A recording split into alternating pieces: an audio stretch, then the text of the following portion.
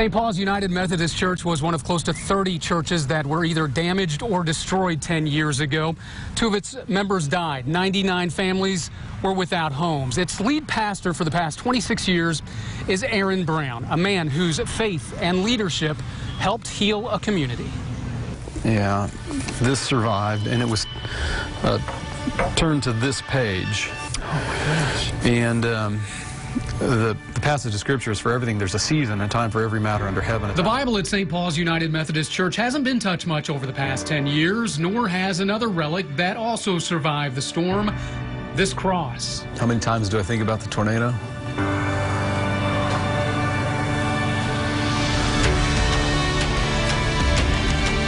Probably every day. Aaron Brown was one of the key figures in the healing and recovery process. Along with his work from the pulpit, he was also part of Rebuild Joplin and spent countless hours counseling hundreds and hundreds of survivors. I think those are the moments when you see, you know, can you practice what you preach? And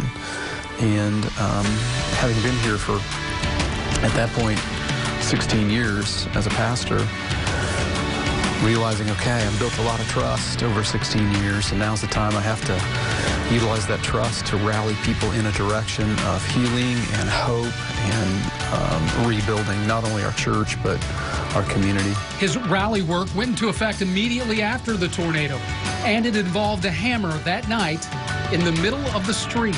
And so I found this hammer, and I'm like, I'm taking it because I know that I'm going to need to dig somebody out. And like, the only thing I got is this hammer. So I carried it around with me all night long, just ready to use it whenever it was needed.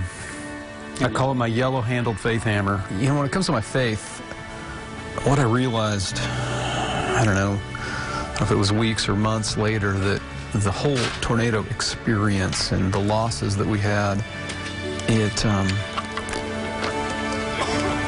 it made me understand God less, but trust God more.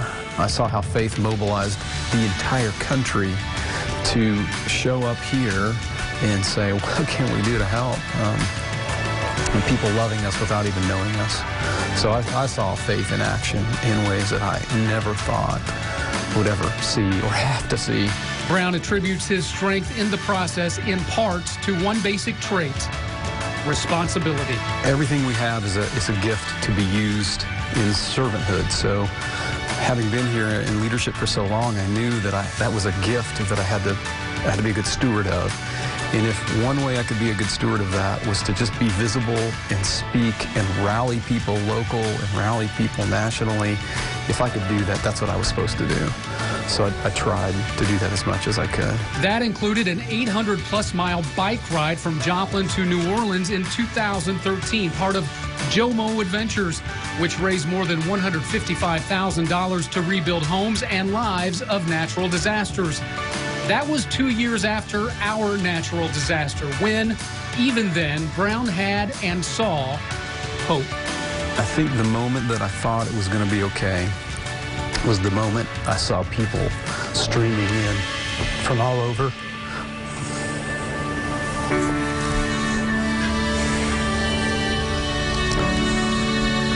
And I knew we weren't alone. And I thought it's going to be okay. The 2011 tornado flattened houses, tore through businesses, and tossed around countless cars and trees. And then there were the churches, 24 in the path of the storm. Gretchen Bolander takes us back to the impact at St. Mary's Catholic Church, school, and the cross that still stands today.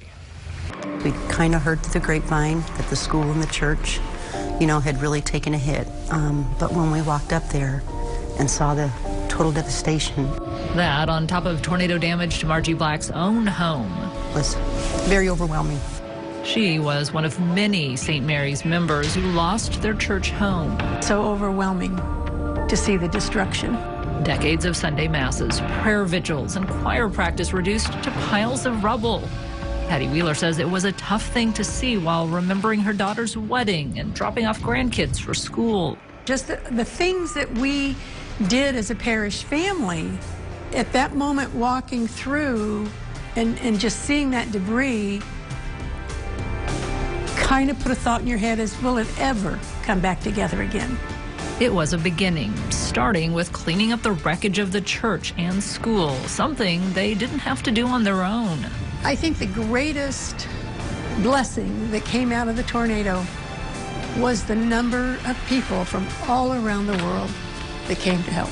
The site at 25th and Moffett was one of more than 24 churches damaged or destroyed by the storm. At that time, I really thought we would rebuild there. But many changes were in store. The church address would move to 32nd and Central City Road. Construction of a new campus wouldn't wrap up for more than 3 years. As we saw other churches beginning to open up, it was like, well, why not us? But I'm glad we took the time to do the research and build this beautiful, beautiful church that we have now. And Patty points out that what's even more important is still intact 10 years later.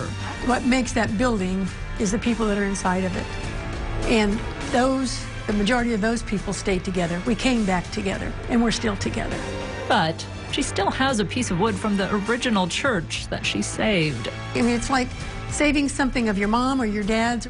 For Margie Black, it's a statue of Mary that rode out the storm.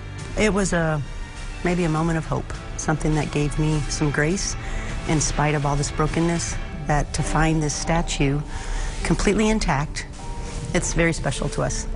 Reporting in Joplin, I'm Gretchen Bolander. It has been an emotional hour, delving back into one of our nation's most deadly tornadoes. But for some of us, remembering is what keeps the memory of those we lost alive. Coming up, we reflect on how the landscape has changed, but more importantly, how far we've come.